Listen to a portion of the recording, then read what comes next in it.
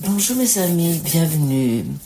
Depuis hier soir, j'étais en train de me raconter une histoire lorsque je me suis levée ce matin, j'ai dit au Saint-Esprit, s'il te plaît, donne-moi une réponse à cela. Et là, il y a Godfrey qui arrive avec un podcast que je vais vous traduire. Je suis certain il y a une réponse là-dedans pour ce que je demandais. Voilà, je commence la traduction. Un enfant qui a des parents aimants, il est sans cesse, il est en permanence conscient de l'amour de ses parents. L'enfant, il peut jouer dans le jardin, il peut être en route avec ses copains ou avec son vélo, il peut rencontrer ses amis, il peut aller dans la maternelle ou à l'école. Cet enfant est sans cesse conscient de l'amour de ses parents. Et ça fait quelque chose avec l'enfant. Si cet enfant est conscient de l'amour de ses parents, il se sent en sécurité, il sait qu'il peut rentrer à chaque instant s'il a des quelconques problèmes, s'il est tombé ou qu'il a eu une bagarre avec d'autres enfants. Il sait dans sa maison, chez lui, il est totalement en sécurité, il est totalement protégé. Je peux venir avec mes inquiétudes, mes soucis, avec ma puberté, avec mes histoires, avec ma première copine ou mon premier copain. Je peux arriver avec tous mes soucis, je peux retourner vers mes parents, peu importe ce qui se passe. Même si je fais des soi-disant erreurs, parce que mes parents ne vont pas me punir, parce que mes parents m'aiment. Et de grandir dans cette certitude est vraiment un grand cadeau pour chacun d'entre nous. C'est une possibilité grandiose de s'éclore. Nous avons le terreau, le terrain juste pour que la plante puisse s'épanouir, que nous puissions épanouir. Et c'est exactement cela qui a eu lieu chez toi. Tu as grandi dans une maison chez des parents où tu savais avec certitude que tes parents t'aimaient inconditionnellement. Et maintenant tu vas crier, tu vas dire, hé, Gottfried, je n'ai aucune idée de qui tu parles, mais chez moi ça n'a pas eu lieu ainsi. J'avais tel ou autre problème. Mes parents étaient de telle façon. Ils étaient plus occupés avec leurs propres querelles, avec leurs conflits non résolus, que d'être avec moi en amour. Oui, c'est une jolie histoire qui t'accompagne encore aujourd'hui.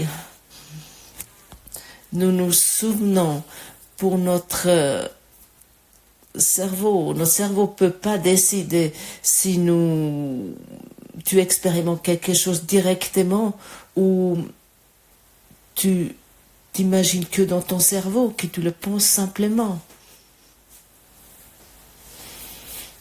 Et autant que nous accrochons à l'histoire que notre enfance était de telle et telle façon et qui était tout sauf l'amour, autant nous devons être dans cette expérience et autant nous ne pouvons pas sentir l'amour.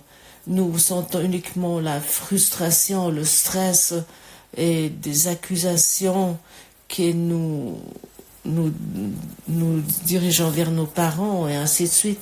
Alors, j'aimerais arriver où? Tu peux réécrire ton histoire, oui. Tu peux essayer une fois. Essaie simplement une fois cela. Tu as bien sûr assez d'arguments pourquoi tu peux pas faire cela, et tu te mentis à toi-même si tu fais cela et des choses similaires, tu vas peut-être dire. Mais tu as maintenant la possibilité de guérir ton passé en, en te racontant l'histoire que, que tu as grandi dans une maison, dans un lieu où les parents t'ont que regardé avec amour, avec tendresse, qu'ils sont uniquement liés avec toi, avec amour. Et toi, tu as expérimenté dans uniquement l'amour, le bonheur et la joie. Tu as grandi, tu as éclos dans une maison parentale qui t'a uniquement soutenu et où il n'y a eu pas de soucis, pas d'inquiétude, pas de conflit dont on atteint ainsi. Et pour cette raison, tu es devenu un adulte qui peut totalement s'ouvrir l'amour qui tu as déjà reçu dans ton enfance, mais que tu as uniquement oublié. Et tu peux rajouter là des choses qui peuvent encore rajouter des histoires qui vont solidifier tout cela. Tu peux laisser faire rayonner ça dans des couleurs lumineuses avec tes histoires. Tu peux vraiment réécrire ton histoire d'enfance. Oui, absolument. Et avec cette réécriture, on peut dire, tu écris un nouveau logiciel cérébral, ainsi, et tu vas ainsi recevoir des nouvelles informations. Et tu vas recevoir les informations de l'amour, de la certitude, de la sécurité. Et beaucoup vont maintenant peut-être exclamer, mais est-ce que tu es totalement fou? C'était de telle et telle façon, je ne veux pas me mentir à moi-même et m'imaginer quelque chose, me raconter quelque chose, et cela ne fonctionne pas. Non, tu peux maintenant aussi t'imaginer que tu as eu une enfance obscure, une enfance avec un accouchement au forceps ou des choses similaires ou des difficultés. Tu peux aussi te raconter l'histoire que ton père ou ta mère t'a pas voulu. Tu peux tout faire tout ça. Et tu dois ainsi arriver dans cette expérience. Tu peux te raconter une histoire comme ça. Mais tu peux aussi te raconter par contre l'histoire. Tu peux te raconter également l'histoire que dans ton enfance on t'a pas aimé, qu'on t'a harcelé, que tu étais un mauvais élève, que tu n'aimais pas rentrer chez toi ou telle et telle autre chose. Tu peux tout faire. Tu peux aussi te raconter comment tu as eu des mauvais professeurs et pour cette raison l'école était pour toi une horreur. Tu peux faire tout cela, tu peux te raconter tout cela. Ton cerveau ne peut pas distinguer. Tu t'imagines ça, cela dans ton rêve. Et tu peux guérir ton passé rétrospectivement. Et c'est pour tous ceux qui veulent se délivrer. C'est pour tous ceux qui veulent expérimenter une véritable liberté. Nous nous souvenons, ton esprit est puissant, il crée des mondes, il crée ce rêve, il crée ce que tu expérimentes. Tu obliges le monde d'être tel que toi tu l'imagines, tout simplement. Et tu as fait un jeu avec cela et tu as oublié de rire. Et maintenant, tu es dans la capacité d'imaginer un jeu guéri, mais plus un jeu qui s'appelle je m'énerve, je suis triste, mais un jeu qui s'appelle je suis heureux. Tu peux faire cela. Et celui qui pratique cela, disons une fois pour une semaine, que peut-être 10 à 15 minutes par jour, il va expérimenter une libération qu'il ne pouvait pas s'imaginer. Il va regarder d'une façon totalement autre sur ses parents, sur ses amis, sur son monde, il va regarder autrement. Parce que soudainement, le monde va être transcendé de lumière. Parce que son esprit ne porte plus des histoires obscures en lui. Et le monde est un miroir. Et le monde doit te montrer l'histoire auquel tu crois. C'est une évidence. Selon ta foi, t'arrivera. Et ce que je donne, je le reçois. Alors si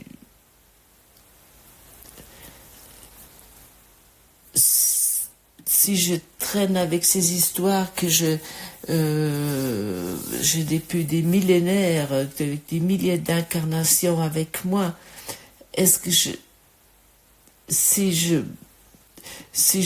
reste dans ça, je vais l'expérimenter. J'ai besoin des thérapies, j'ai besoin des médecins, j'ai besoin des guérisseurs, j'ai besoin des chamans, j'ai besoin telle ou telle autre chose, j'ai besoin le cours au miracle, j'ai besoin encore quelque chose qui le sait encore mieux que moi, j'ai besoin encore quelqu'un qui le sait mieux que moi. Mais la seule chose qu'il y a à faire est réécrire ton histoire. Et Jésus nous le dit dans le cours au miracle, tu as toujours été aimé. Tu as toujours été dans ta demeure, tu as toujours été à la maison. La source t'aime inconditionnellement, tu ne peux rien changer à cela. Mais autant tu maintiens ton histoire. Alors qu'est-ce qui doit arriver? Cette histoire est entre l'amour de ta source et toi. T'as érigé ce mur. Et ce mur empêche que nous expérimentons l'amour de Dieu. Et si nous transcendons ce mur avec de la lumière, et en ne plus croyant à ce mur, à cette histoire, nous voulons nous souvenir que le passé est passé, ne peut plus m'atteindre. Et si ce mur est transcendé par la lumière, à ce moment-là, il n'aura plus d'effet sur notre esprit. Notre système nerveux se calme, notre psyché se stabilise et nous commençons à regarder avec un nouveau regard sur les choses. Et ici, j'aimerais encore te dire, d'abord pratiquer, ensuite comprendre. D'abord pratiquer, ensuite sentir. D'abord pratiquer, ensuite reconnaître que c'est ainsi. Et ainsi, tu vas aussi pouvoir saisir, tu vas comprendre enfin ce que tu t'infliges sans cesse si tu prêtes l'attention à tes vieilles histoires, à tes anciennes histoires. Si tu prêtes attention à l'ego qui ne connaît que des histoires du passé, à ce moment-là, tu dois expérimenter toutes les choses que tu ne veux pas expérimenter. Et lorsque tu te racontes, oh, j'avais dans mon enfance tellement de maladies, et Et mes frères et mes sœurs m'ont harcelé et j'aimais pas vivre dans la ville où nous étions ou dans le village où nous étions. Mon, mon chien est mort beaucoup trop tôt et mon cochon d'Inde également. Mes chers amis, alors qu'est-ce qui devrait se montrer avec ça? Seulement la maladie et la mort que toi tu t'es appris toi-même, ton esprit est puissant. Tout cela, nous nous sommes appris nous-mêmes et nous avons oublié de rire sur cela.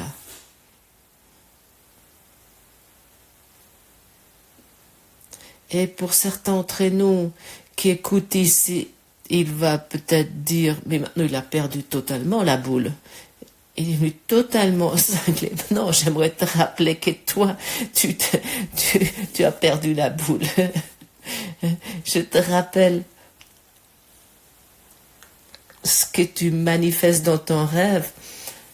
Ce n'est pas nécessaire. Tu peux ici et maintenant guérir. Tu peux vraiment guérir ici et maintenant si tu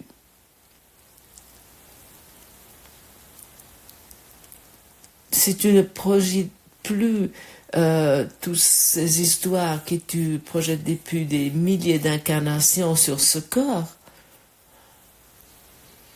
Et à ce moment-là, soudainement, tu vas rendre grâce à ce corps, mais seulement la grâce que je mérite, seulement la gratitude que je mérite. Et si tu es plein de gratitude envers ce corps et tu ne projettes plus toute la culpabilité sur ce corps, alors qu'est-ce qui doit être? Le système biofeedback du corps se sent soudainement libre et commence à guérir. Toutes ces charges tombent de lui, tous les projections de l'esprit tombent de lui, commencent à disparaître. Et le corps devient un compagnon silencieux et calme d'amour, un compagnon silencieux et calme de l'entièreté.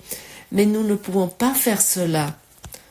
Mais ce que nous pouvons faire est de nous libérer d'abord de la culpabilité, de la séparation, de l'idée de la séparation, nous pouvons nous enfin délivrer. Et ça, nous faisons avec une enfance heureuse. Et il n'est jamais trop tard d'avoir une enfance heureuse, mais vraiment pas. Et tu vas peut-être dire, mais c'est trop simple, ça ne fonctionne pas. Ben alors, vérifie pour toi. Ton passé obscur fonctionne également, non? Ton passé d'horreur et d'effroi fonctionne également, non? Le passé de quelconque histoire fonctionne pareillement. Et cela fonctionne également, c'est une évidence.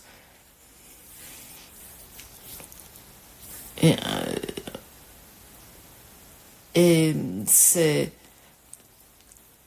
à ce moment-là, c'est que nous ne projetons plus notre culpabilité non résolue, que nous le projetons sur notre partenaire de vie ou sur notre corps ou sur le monde, mais soudainement, nous constatons l'entièreté, nous expérimentons l'entièreté, la complétude.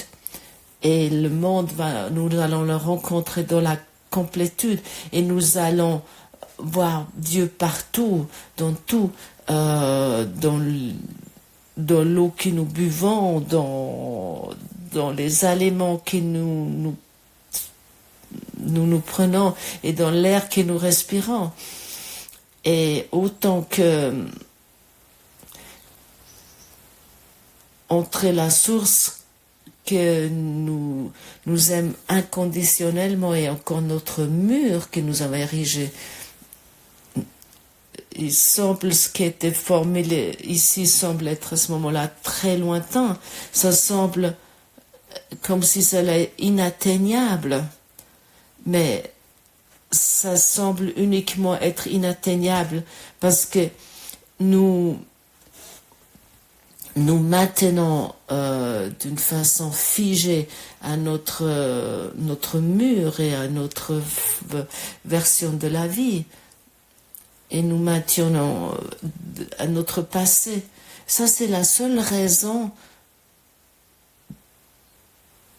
pourquoi l'amour de Dieu semble être aussi lointain. Et si il est jamais trop tard d'avoir une enfance guérie, à ce moment-là, tu peux maintenant, ici et maintenant et tout de suite, de rêver ton enfance guérie. Tu peux le faire maintenant, oui. Et à ce moment-là, cela se manifestera.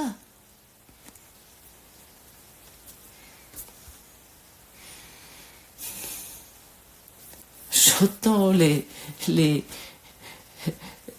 cris de certains auditeurs et ils préfèrent avoir raison avec leur version de l'histoire. Et je peux très bien comprendre cela, oui. Et pour tous ceux qui ne veulent pas avoir raison, ils prennent cet outil qui vient leur être proposé pour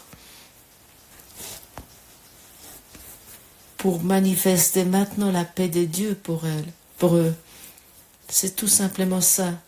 Et à ce moment-là, nous sommes dans ce sentiment permanent d'être aimé de Dieu. Leçon 225. Dieu est mon Père et son Fils l'aime. Lorsque tu ouvres ce cours, tu vois, il y a dans les prochaines leçons et aussi dans les leçons passées, on nous propose des prières et des prières sont vraiment là pour les miracles et nous voulons comprendre cette prière pour quelque chose qui est disponible pour nous. Père, je dois te rendre l'amour que tu as pour moi, car donner et recevoir sont la même chose, et tu m'as donné tout ton amour. Je dois le rendre, car je le veux à moi, en pleine conscience, brûlant dans mon esprit et le gardant dans sa douce lumière, inviolée, bien aimée, avec la peur derrière et rien que la paix devant. Qu'elle est calme, la voie sur laquelle ton Fils aimant est conduit jusqu'à toi. Nous avons laissé la peur et l'obscurité derrière nous et nous sentons la paix en nous. Et à ce moment-là, nous pouvons également donner cette paix. Et à ce moment-là, il n'y a plus ce mur que nous avons érigé qui est entre nous. Ton passé n'est rien d'autre qu'une imagination, ce n'est pas un fait. C'est une illusion. Mais nous pouvons rendre réel pour nous cette illusion et le croyant que c'est vrai. Et à ce moment-là, est-ce que nous pouvons expérimenter à ce moment-là l'amour et nous pouvons expérimenter la paix et l'offrir plus loin? Nous semblons être des soi-disant prisonniers de notre version et personne ne peut se mettre entre toi et ta projection parce que pour toi, ta version semble avoir plus de sens et dans ta façon de vouloir avoir raison, est-ce que tu veux être heureux ou avoir raison?